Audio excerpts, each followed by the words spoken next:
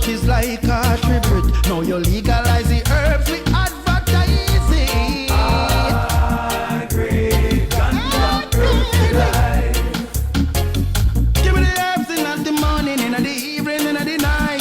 Smoke the weed because it give me the vibe. Ah, great ganja earthly life. Ooh, yes. Wake up in the morning, need some good sense. See, circle some weed base from town to country. Ah, great ganja earthly life. Oh yes. Big up the farmer then, where you plant the herbs. Big up the weed man then, where you juggle the herbs. Everybody want to smoke it. Everybody want to smoke it. Don't provoke it.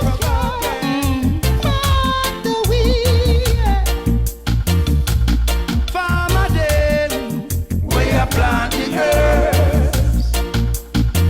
Big up the weed man then, where you juggle the herbs.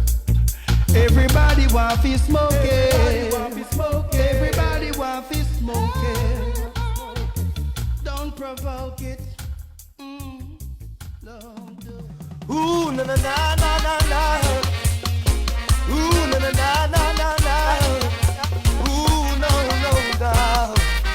Yeah yeah yeah yeah.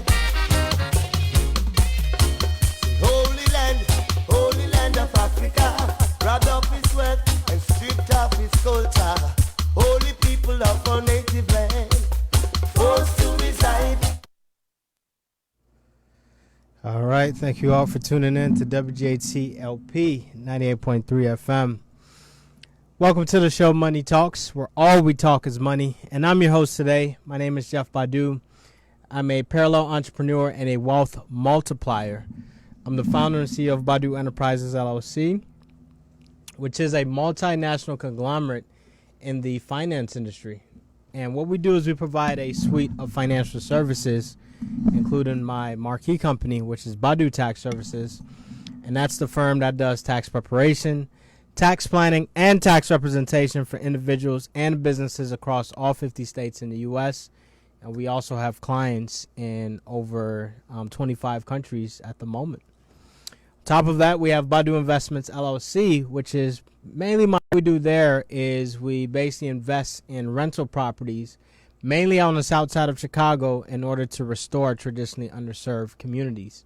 Then we have the Badu Foundation, which is my 501c3 nonprofit that provides financial literacy education to the youth ages 6 to 18 in efforts to basically teach these youth, these kids, on financial literacy topics. We teach on budgeting, saving, investing, and scholarships.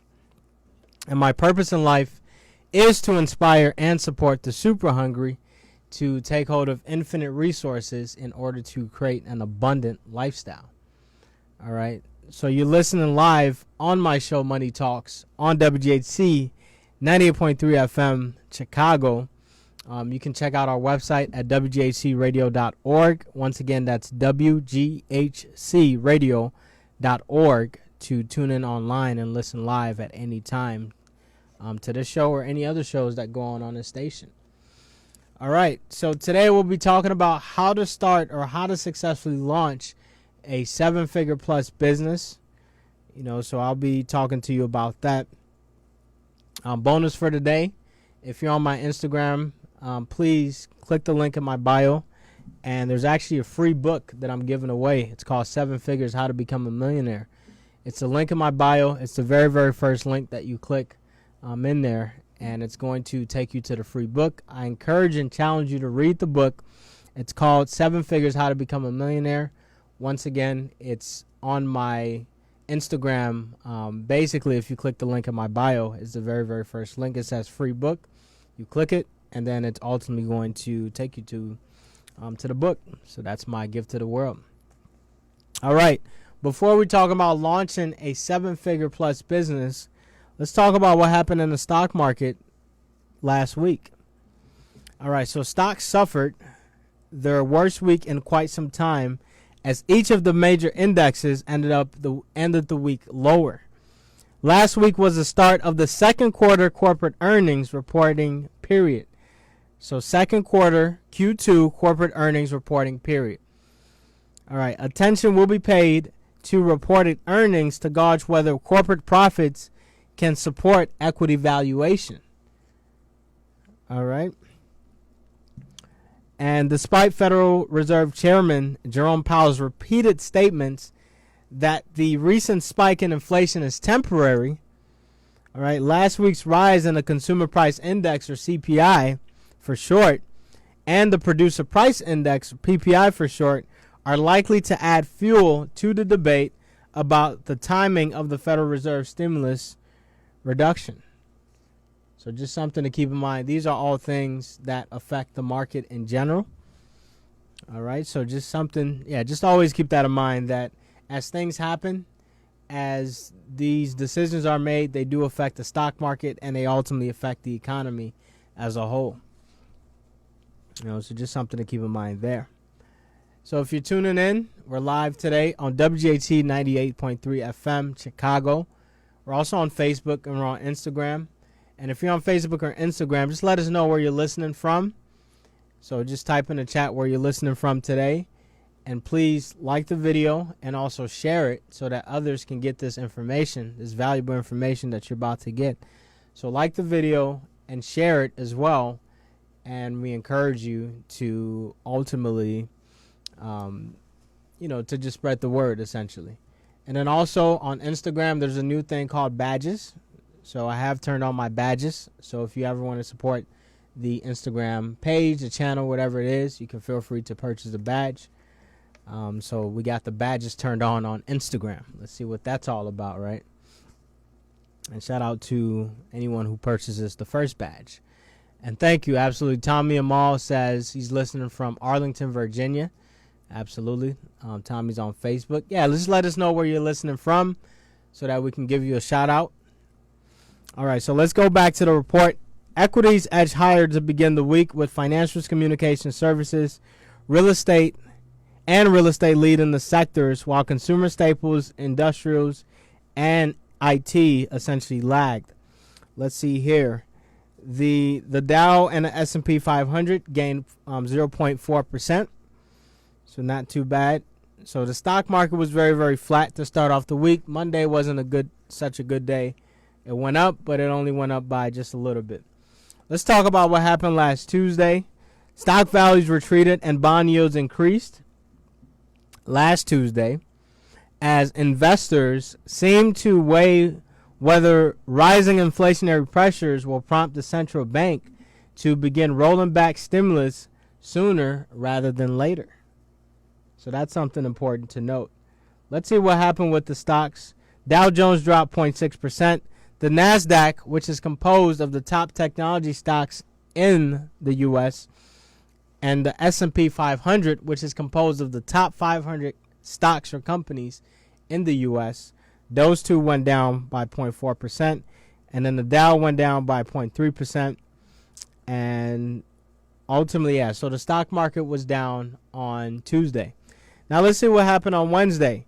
Growth stocks outperformed value shares in a day of mixed results last Wednesday. All right, let's see. The Russell 2000 continued to lag, dropping 1.6% by the close of trading. Okay, and let's see here. And then Treasury yields fell as bond prices rose, following reassuring comments from Federal Reserve Chair Jerome Powell, who suggested that stimulus measures are likely to remain for some time. All right, so remember, these are all things that impact the market. Now let's talk about what happened last Thursday.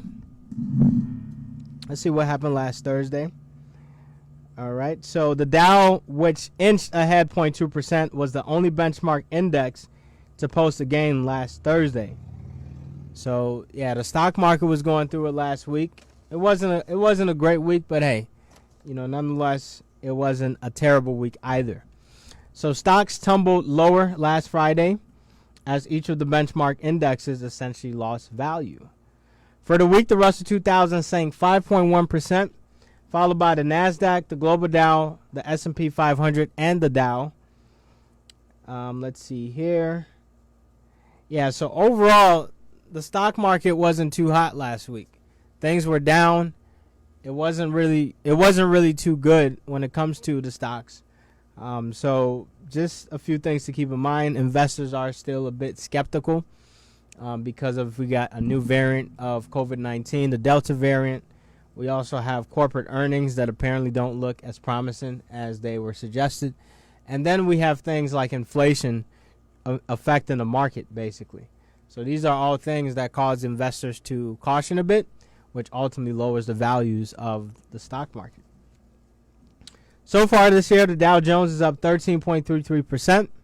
The NASDAQ is up 11.94%.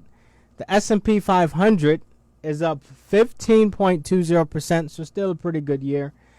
The Russell 2000 is up 9.54%. And then the Global Dow is up 13.02%. Interest rates are at dead 0%. And I don't think they'll be on a rise anytime soon based off what we just heard. What to look for this week? The latest data on housing starts and existing home sales is available this week.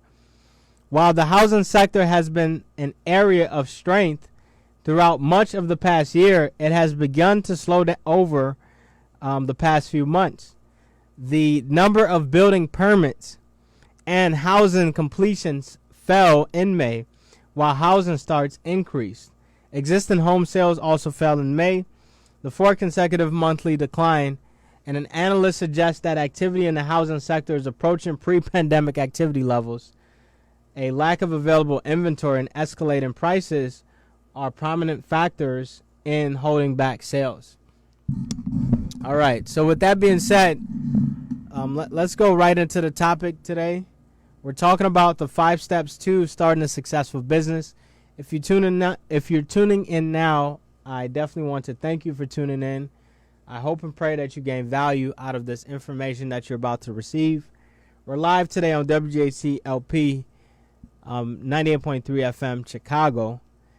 Check out our website where you can make a donation, you can listen live, and you can sign up for our email list. The website is wghcradio.org. Once again, that's wghcradio.org.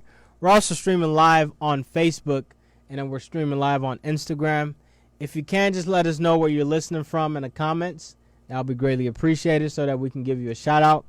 And then also, feel free to like and share this video. It's always greatly appreciated so that more people have access to this valuable information.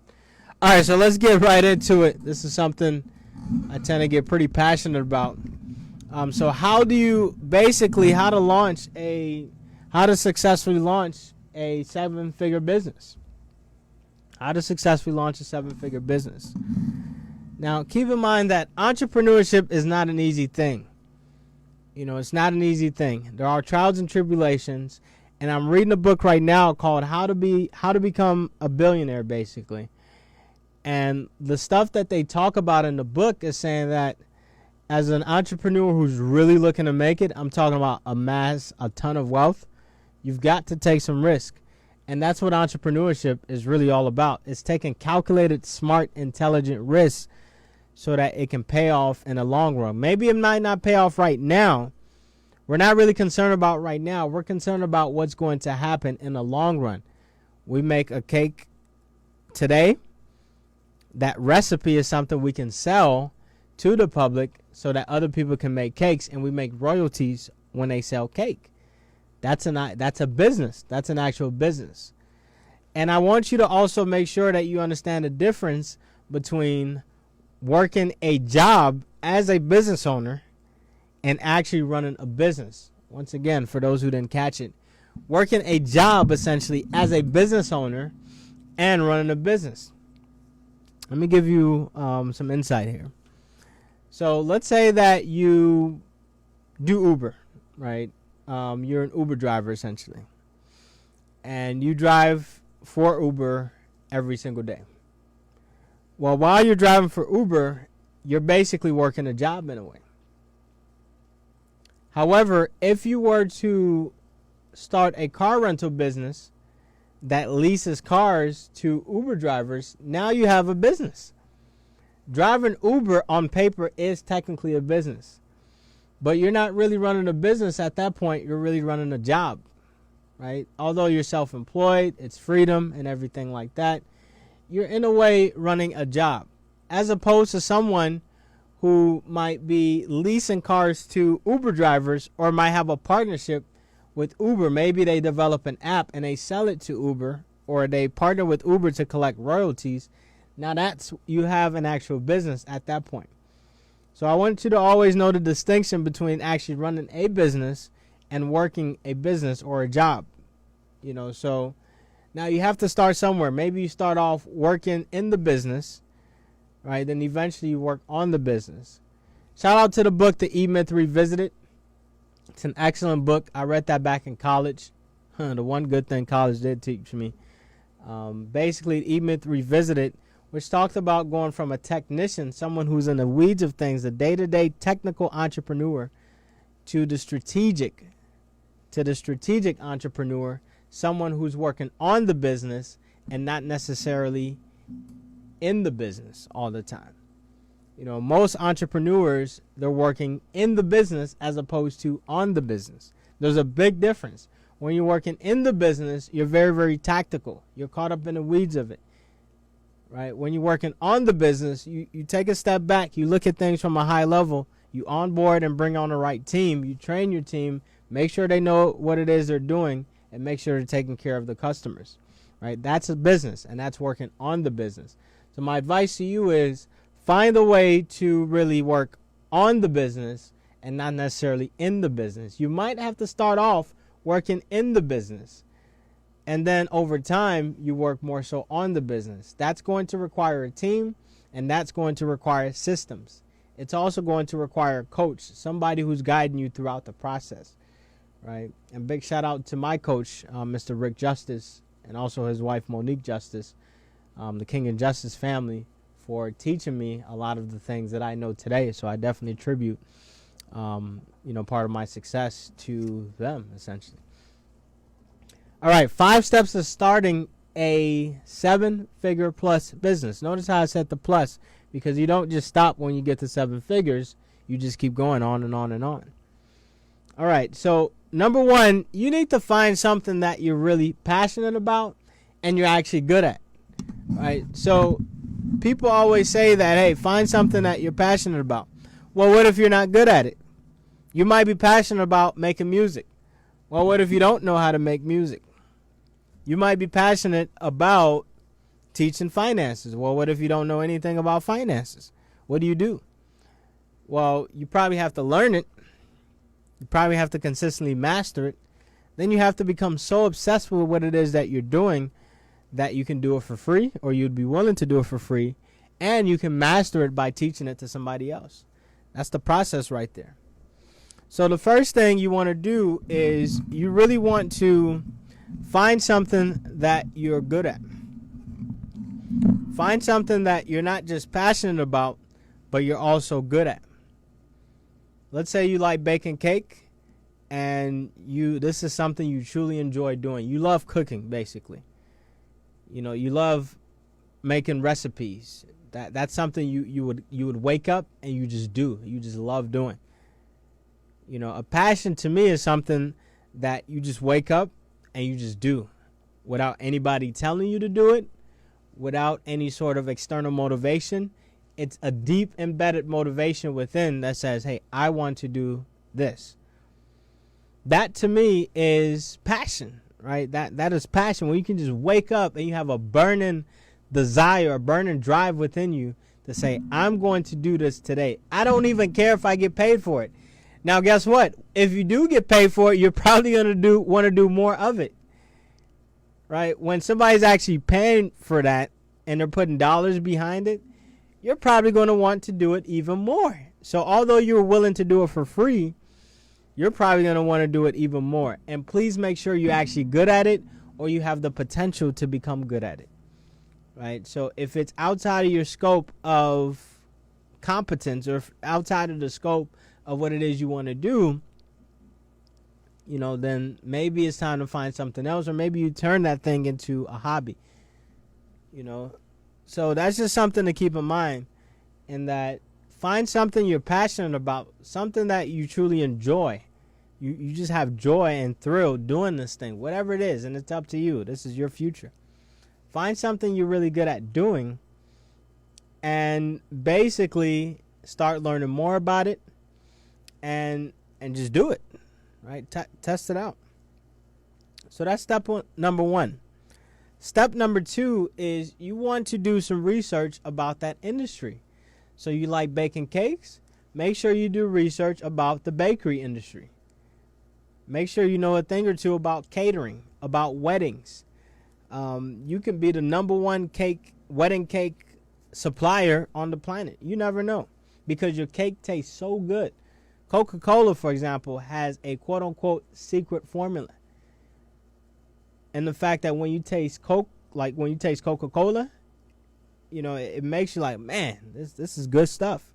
Now, of course, we all know that Coca-Cola isn't the best thing for your health from a sugar level standpoint, from a caffeine, right? There's so many health things that's with it, but we're talking about pure enjoyment of the product here. Pure enjoyment of what it is that you're drinking. Coke has that secret formula that makes people want to drink Coca-Cola. Whether you're enjoying it with an alcoholic beverage, whether you're just drinking Coke, people love Coca-Cola. They just love it. They love the taste of it. So maybe this is something that you can come up with. So do some research around your industry and see if you can be a key player in your industry. My advice, if you can't be one of the big players in your industry, it's probably not worth your time. Quite frankly, it's go big or go home. Start small, but think big. So if you don't see yourself as one of the top businesses, one of the top players in your industry, I don't think that industry is worth investing into. That's just my opinion. Because your mind has to think big. Your mind has to really, really think big. So research around your industry. What are current key players doing in your industry? As a matter of fact, don't just learn from their successes, learn from their mistakes. Learn from the things that they're not doing so well, that the industry tells you, hey, if key players in your industry were to do XYZ things great, man, you'd have so much success. So don't just look at the successes of the industry. Also look at the failures of the industry and how you can be a player in it. For example, in the tax preparation industry, it told us that most accountants, most CPA firms, they're not providing a convenient enough experience for the end customer. They're not going the virtual route.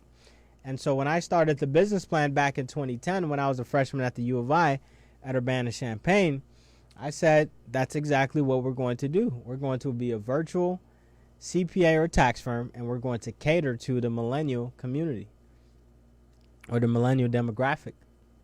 Lo and behold, as of 2021, we're a 100% virtual CPA firm, and we've attained a certain amount of success. We won't stop where we are. We're going to keep going, because remember, today's topic is about a 7-figure plus business, not just a 7-figure. Don't just stop when you get to 7 figures, but it's a 7-figure plus business. So always keep that in mind when it comes to this business. So do some research around your industry. Please make sure you look at an IBIS World report, IBIS World report. So IBIS World report. So this way, this will allow you an opportunity to conduct some in-depth research on your industry. And IBIS World reports are not free. They do charge you for it. If you do want a free report, the special for today, shoot me an email at jeffbadu@gmail.com. Once again, that's jeffbadu@gmail.com. Shout out to Dante Hall. I appreciate you for tuning in today. jeffbadu@gmail.com. And I'll send you a report. Basically, if the report is available, I'll be able to send you one for free, right? Just for listening to this channel today. All right. And let's take a quick pause here. Thank you for tuning in to WGHT LP 98.3 FM, Chicago. And we're live on the radio on 98.3 FM in Chicago. And we're also streaming live on Facebook and then we're streaming live on Instagram as well. If you can give, basically put in the comments where you're listening from today, that would be greatly appreciated. And then if you can like and share this video, that's all that we ask of you. Just like and share it so that more people can get this information. Today we're talking about the 5 steps to successfully launching a 7-figure plus business. All right. So step number 1 is to find something you're passionate about, and aka something that you're good at. Step number 2 is research your industry. Pull up an IBIS World Report. Go on Google. Start researching. Ask people that you know that are in your industry. Do something so that you can drive engagement to getting to know more about your industry. So that's step number 2. Step number 3 is create a business plan. You just pull up a Word document. It's real simple. And you put items on paper. Whatever you've done in your research, whatever you've learned, just put it on paper. If it's not on paper, it does not exist. Straight up. If it's not written down on paper, it does not exist. It is completely worthless. If it's simply in your mind, it is completely worthless. Right? So basically, a business plan is nothing more than the research you've conducted and you put it on paper. How much should you be charging your clients? You put it on paper. How much is the profit margin in your industry? You put it on paper. What's the growth rate in your industry? You put it on paper. Who's your target audience? You put it on paper. Right? You put everything that you find out, you put it on paper. Because if it's not written down, it does not exist. And this is a very, very serious note. A business plan is nothing more than a written down version of what's in your mind. That's all it is. Whether it's your name, your mission statement, your vision statement, basically everything. Put some sort of budget in there, projected analysis of how much money you'll be making so that you can have a benchmark when it comes to your industry. So this is serious business, you know. This is very, very serious business when we're talking about launching your business. You do want to create a business plan. For me, my business plan started out with just 2 pages, a 2-page Word document. 2-page Word document. A 2-page Word document turned into a 7-figure plus business in a few years, essentially. Right? A 2-page Word document. Now, it has evolved over time as we've added more people. Industry has evolved. COVID-19, this and that. Right? So as things have evolved, ultimately the business plan evolves as well. Don't be like Blockbuster, where your business plan is a great business plan to start with, but man, it sucks in the present day because it did not evolve. Right? So you always want to make sure that your business plan is evolving over time as times evolve. Don't be stuck in your old ways. Evolve. Do things a little differently. Do things smarter. Right? Right now, for example, we're investing into new technology to make the tax preparation process more efficient and more effective. That's how we're evolving in our industry. We're already a virtual CPA firm, so we already got over that curve a long time ago. But now we know we need cutting-edge technology, and we also want to make sure that we're providing hands-on, high-quality service to all of our clients so that they get the best value, so that our retention rate is much higher. So it's not just the technology, the automation piece, but it's also the one-on-one relationship with the customer service. That's a big, or customer experience, I should say. That's a big one. All right, so number 3, please be sure to create a business plan. Number 4 is test your business plan. So your business plan says that people will do taxes with you at $150. Excuse me, they'll do $150 with you. So go out and test the price. Go out and actually do a service for somebody and charge them $150 and see how you react. Now, of course, you want them to know the price up front. Right? One thing that killed us at times in the past was certain clients didn't know about the price up front. So that creates a discrepancy. Make sure you're very transparent in the process. So test your business plan. Do people react better when you're charging them 25% up front, 75% up front, 50% up front, or even 100% up front? Right? Is this something people even want? Is this something people even need? So always keep that in mind. So just test out your industry. If you're a retail shop, test out the foot traffic during certain times of the day. If the foot traffic is high during X period of time, then you should probably be opening during X period of time, or you should be open during that time. And if foot traffic is down during a certain period of time, well, maybe that's the time to maybe shut down. Make sure that you have all your supplies and everything in place so that you can reopen during a time where there's higher foot traffic. All right, so test your business plan. It's not easy to start a business.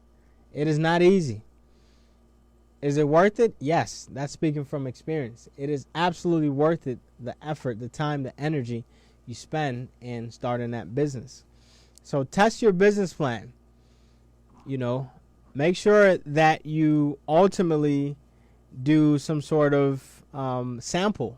Maybe it's on 10 customers, right? Maybe it's on 5 customers, and just see how that test goes, basically, right? So for me, I had to test, do people want me to actually even do their taxes? Are they comfortable when I'm doing their taxes?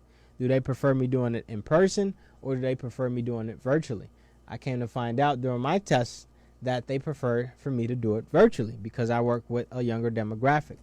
All right, shout out to Dion. He says, good advice, know your audience. Absolutely. So test your business plan. Test your business plan. Keep that in mind. And then also number 5, last but not least, launch the business.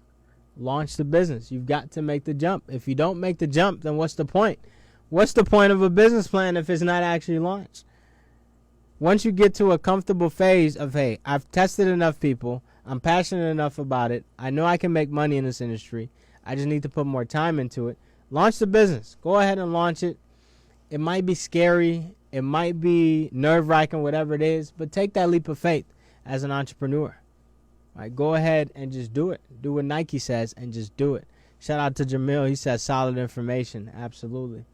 And remember, those on my Instagram page, and basically, if you click the link in my bio, there's essentially a free ebook. So I'm giving out my free ebook, 7 Figures, How to Become a Millionaire. It's the very, very first click, very first link in my bio.